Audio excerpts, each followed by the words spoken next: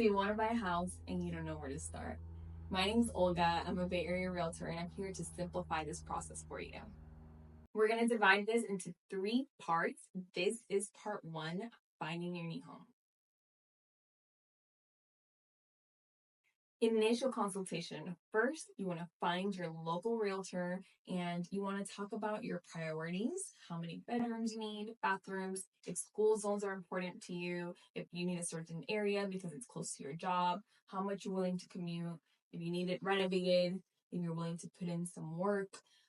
There's a couple things that are going to be in your must-haves list and a nice-to-have wish list. So you want to be crystal clear about this to save you and your agent time. Financing. So now this is the part where you want to get a pre-approval letter. Keep in mind there is a difference between a pre-qualification letter and a pre-approval letter. You want the pre-approval.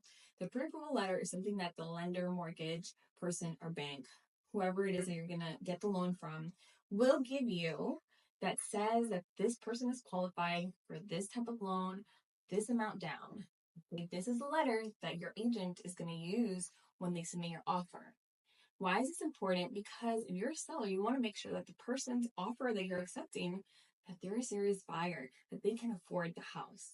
Okay, so now when you have this letter, you know what your budget is and you're ready for the next part. Home shopping. You've watched house hunters, you want to do the fun part, you want to go look at different homes, and now you have a budget. You don't want to go shopping online without knowing what you can afford. It's the same concept. Now you know what you can afford and you can get excited about looking at these homes. Your agent is going to know what your budget is, send you a list of homes. You tell them it's the ones that look appealing to you, that you like, and sometimes the homes look different than their pictures. So you do want to go in person and you want to see what it looks like. So now you're ready to make an offer. So you found the house that you like and you want to make an offer. So your agent is going to look at the comps. This is comparable recent sales. So based on what sold in the last 3 months, similar homes in a similar neighborhood, similar school zones, you're going to make an offer based on that to try to see what the home is worth. So when you make this offer, there's going to be 3 contingencies.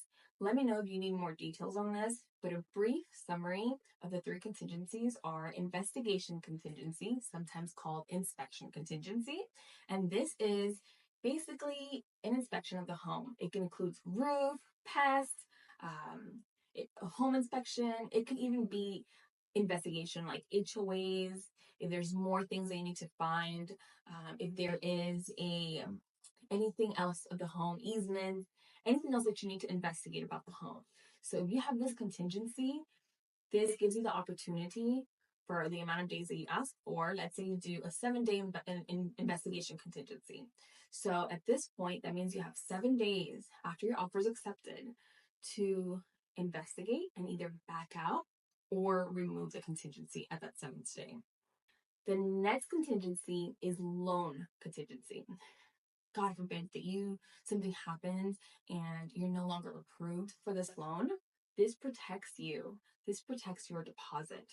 This protects you so that you can potentially back out within that time period if your loan falls through. And the last contingency is the appraisal contingency. So when you do your appraisal contingency, this means that the lender is requiring for your home to be appraised so that somebody comes and says what the home is worth.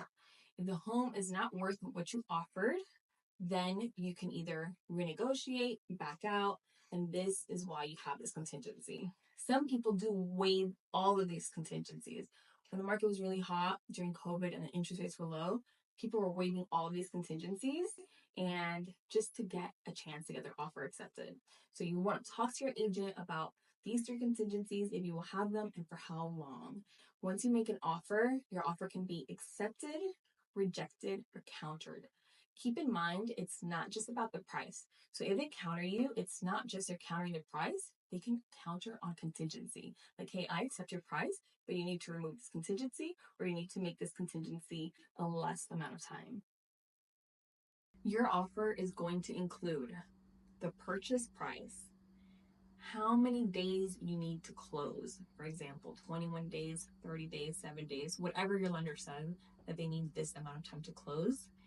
It's going to include the contingencies, how many contingencies you want and how many days.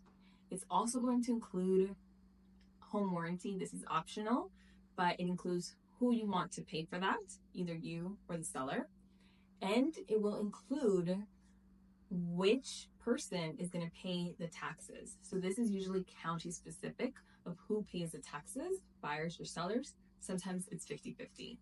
All of this encompasses your offer. Some people also request credits. So they'll ask, this is my offer, but I need you to pay this amount for closing. This is my offer, but I need you to fix XYZ. This is my offer, but I need you to buy down my interest rate.